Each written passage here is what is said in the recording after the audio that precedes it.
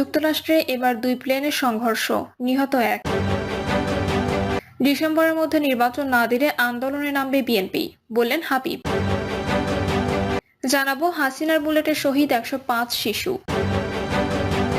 জানাবো এত আগে কেন নির্বাচনের প্রার্থী ঘোষণা করছে জামায়াত। এবং সর্বশেষ জানাবো রৌমারীতে দু গ্রুপের সংঘর্ষে পুলিশ সহ আহত 17।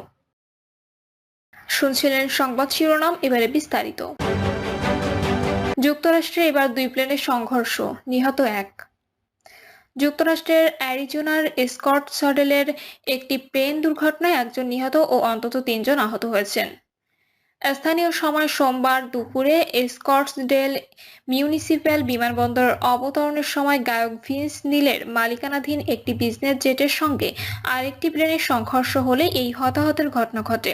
ফেডারেল এভিয়েশন প্রশাসনের তথ্য অনুযায়ী লিয়ারজেট 35 মডেলের প্লেনটি রানওয়ে থেকে ছিটকে গিয়ে পার করা একটি ফেডারেল এভিয়েশন প্রশাসনের তথ্য অনুযায়ী লিয়ারজেট 35 মডেলের প্লেনটি রানওয়ে থেকে ছিটকে গিয়ে পার করা একটি গালফ স্ট্রিম 2000 বিজনেস জেটের সঙ্গে ধাক্কা খায়।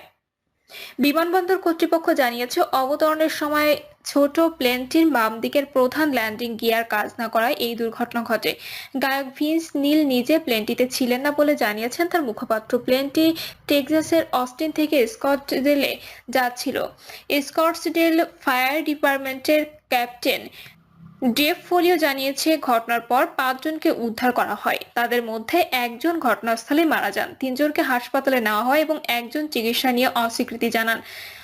মোটলি ক্রু ব্যান্ডের সামাজিক যোগাযোগ মাধ্যমে দেওয়া এক বিবৃতিতে জানানো হয়, নিহত ব্যক্তি ছিলেন প্লেনের পাইলট। প্লেনটিতে ভিন্স নীলের প্রেমিকা ও তার এক বন্ধু ছিলেন এবং তারা আহত হয়েছেন। তবে পরে পোস্টটি সরিয়ে নতুন এক বিবৃতি প্রকাশ করা হয়, যেখানে কারা আহত বা নিহত হয়েছেন সে বিষয়ে নির্দিষ্ট কিছু উল্লেখ করা হয়নি।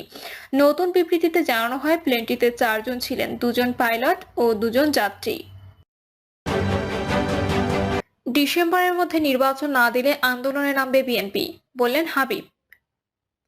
বিএনপির চেয়ারপারসনের উপদেষ্টা ও পাবনা জেলা বিএনপির আহ্বায়ক হাবিবুর রহমান হাবিব বলেছেন, নির্বাচন নিয়ে একটি রাজনৈতিক দল ষড়যন্ত্র শুরু করেছে।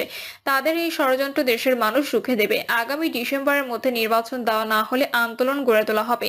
তিনি বলেন, বিএনপিকে নিয়ে যতই ষড়যন্ত্র হোক না কেন, যদি আমরা ঐক্যবদ্ধ থাকি তাহলে আগামী নির্বাচনে বিএনপি অবশ্যই রাষ্ট্রীয় ক্ষমতায় আসবে। এ সময় তিনি আরো বলেন, বিএনপির বিরুদ্ধে ষড়যন্ত্র করে আজ আওয়ামী লীগ মাইনাস হয়েছে, এখনো বিএনপির বিরুদ্ধে ষড়যন্ত্র চলছে। যারা ষড়যন্ত্র করবে তারাই মাইনাস হয়ে যাবে। ফাঁসির দণ্ডাদেশ থেকে মুক্ত পৌর বিএনপির সাবেক সাধারণ সম্পাদক জাকারিয়া পিন্টু বলেন, 1990 সাল থেকে গ্রুপিং এর রাজনীতি চলছিল, কিন্তু আজ সব ষড়যন্ত্র ও দ্বিধাদ্বন্দ্ব ভুলে আমরা ঐক্যবদ্ধ হতে পেরেছি। আমরা সবাই শহীদ জিয়ার সৈনিক, যত সমস্যাই হোক না কেন আমরা ঐক্যবদ্ধ। হাসিনার বুলেটে শহীদ 105 শিশু। 2024 সালে জুলাই আগস্টে ছাত্র জনতার গণ আন্দোলনে ফ্যাসিস্ট শেখ হাসিনার নির্দেশে আইন শৃঙ্খলা বাহিনী ও তার নেতাকর্মীদের বুলেটে 105 জন শিশু শহীদ হয়েছেন। মানবাধিকার সংগঠন অধিকার এর 2024 সালের বার্ষিক প্রতিবেদন প্রকাশ করেছে। সোমবার সংগঠনটির ওয়েবসাইটে 54 পৃষ্ঠার এই প্রতিবেদনে তথ্য প্রকাশ করা হয়। আন্দোলনরত শিক্ষার্থীদের উপর নৃশংস হামলা চরম আকার ধারণ করলে স্থানীয় সাধারণ জনগণ, এমনকি শ্রমিক ও রিকশা চালকরাও তাদের সঙ্গে যোগ দেন। আইন প্রয়োগকারী সংস্থার সদস্য এবং ক্ষমতাসীন দলের নেতাকর্মীরা ওই সময় আন্দোলনরত ছাত্র জনতার উপর নির্বিচারে গুলি করে। জুলাই আগস্ট আন্দোলনের বিভিন্ন পর্যায়ে ইন্টারনেট বন্ধ করে নির্বিচারে হত্যাযজ্ঞ চালায় হাসিনা সরকার। আইন প্রয়োগকারী সংস্থার সদস্যরা হেলিকপ্টার থেকে ছাত্র জনতার উদ্দেশ্যে গুলি করে এবং তাদের হত্যা করে। গুলিবিদ্ধ শিক্ষার্থীদের হাসপাতালে নেওয়ার সময় পুলিশ এবং আওয়ামী লীগ বাধা দেয়, এতে আহত অনেক শিক্ষার্থীর মৃত্যু ঘটে। 19 জুলাইয়ের পর নির্বিচারে গুলিতে শিশু স্বামীর আব্দুল আহাদ রিয়া গোপ, মোহাম্মদ রাসেল সহ 105 জন শিশু নিহত হয়। এর আগে গত 6 অক্টোবর মহিলা ও শিশু বিষয়ক উপদেষ্টা শারমিন এস মুর্শিদ জানিয়েছিলেন, জুলাই ও আগস্টে ছাত্র জনতার গণ অভ্যুত্থানে মোট 105 জন শিশু মারা গেছে। এটি স্বাস্থ্যসেবা বিভাগ চূড়ান্ত করেছে। আমরা সেখান থেকে তথ্য নিয়ে এসেছি। শিশু হিসেবে 18 বছর পর্যন্ত বয়স ধরে তালিকা করা হয়েছে। তিনি বলেছিলেন, গণ অভ্যুত্থানে আহত ছাত্র শ্রমিক জনতা পুনর্বাসন ও চিকিৎসার জন্য বিশ্ব ব্যাংক থেকে $5 মিলিয়ন সহায়তা পাচ্ছি। এইটির ফর্মালিটির শেষ পর্যায়ে আমরা আছি। শিগগিরই এ অর্থ ছাড় হবে। এত আগে কেন নির্বাচনের প্রার্থী ঘোষণা করছে জামায়াত? ত্রয়োদশ জাতীয় সংসদ নির্বাচন কখন হবে তা এখনো নিশ্চিত নয়, তবে চলতি বছরের শেষ দিকে এই নির্বাচন হতে পারে বলে জানিয়েছেন অন্তর্বর্তী সরকারের প্রধান উপদেষ্টা ডক্টর মোহাম্মদ ইউনূস। সেই নির্বাচনে অংশ নিতে এখন থেকে 300 আসনে প্রার্থী দেওয়ার প্রস্তুতি নিয়েছেন বাংলাদেশ জামায়াত ইসলামী। একই সঙ্গে তারা নির্বাচনের আগে মৌলিক সংস্কারও চান। সংস্কার কর্মসূচি বাস্তবায়ন ও নির্বাচনের তফসিল ঘোষণার আগে জেলায় জেলায় সংসদ নির্বাচনের প্রার্থী ঘোষণা শুরু হয়েছে জামায়াত ইসলামী। দলটির আমির ডক্টর শফিকুর রহমান এরই মধ্যে দেশের এক প্রান্ত থেকে অন্য প্রান্তে সফর করছেন আর জনসভার মাধ্যমে নিজেদের প্রার্থীদের পরিচয় করিয়ে দিচ্ছেন। জামায়াতের একাধিক কেন্দ্রীয় নেতার সঙ্গে কথা বলে জানা গেছে আগামী জাতীয় সংসদ নির্বাচন কেন্দ্র করে আসন ভিত্তিক প্রার্থী দিচ্ছেন তারা। এর মাধ্যমে নির্বাচনের আগে তাদের প্রার্থীদের সাধারণ মানুষের কাছে পরিচিত মুখ হিসেবে গড়ে তোলার চেষ্টা করা হচ্ছে। দীর্ঘ 16 বছর নির্বাচন থেকে দূরে থাকা এবং আওয়ামী লীগ নির্যাতন নিপীড়নের কারণে ভোট কেন্দ্রিক দৌড়ঝাঁপ হয়নি।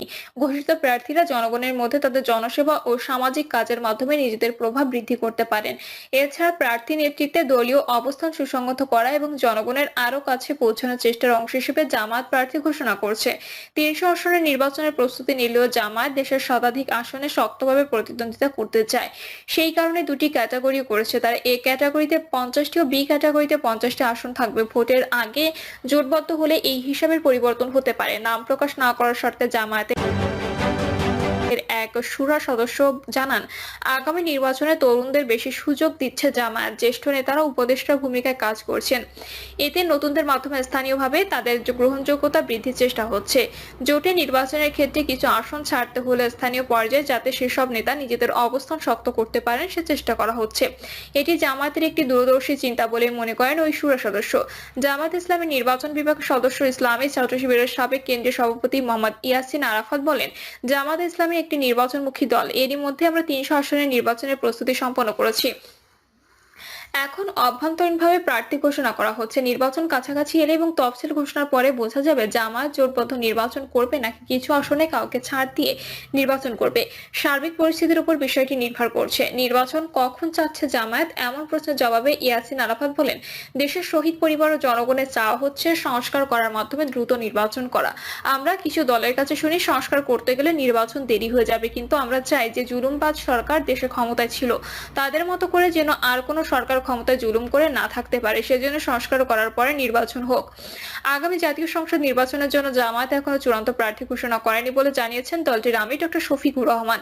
যে তালিকা প্রকাশ করা হয়েছে সেটা প্রাথমিক সিলেকশন বলে মন্তব্য করেন তিনি। সন্ধ্যায় সিলেট নগরীর কেন্দ্রীয় মুসলিম সাহিত্য সংসদে মেধাবী শিক্ষার্থীদের শিক্ষা উপকরণ বিতরণ অনুষ্ঠানে সাংবাদিকদের প্রশ্নের জবাবে এ তথ্য জানান তিনি।